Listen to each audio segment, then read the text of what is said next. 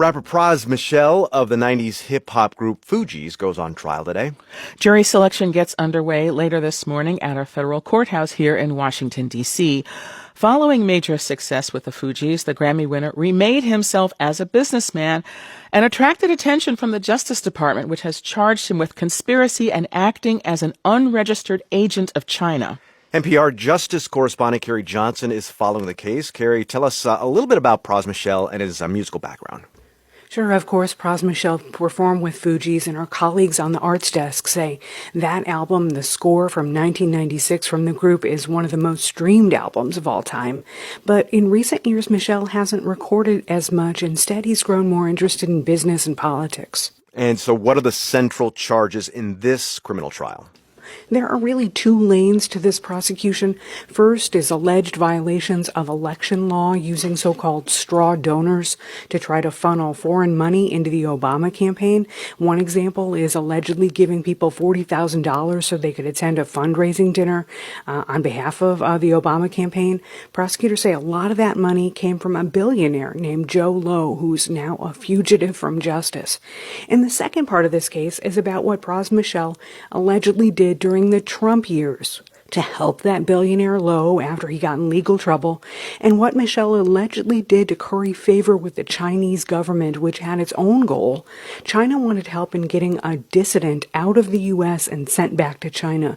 These are pretty serious charges that could send Michel to prison for a long time if he's convicted. So what are you hearing or expecting to hear from the defense? Michel's defense team says the Justice Department offered many other people involved in these schemes immunity from prosecution or some pretty good plea deals. So he's basically the last man standing here, even though they say he was not a major player. Another of the defense arguments will be that this man is a musician, not a Washington, D.C. power player or an expert in geopolitics.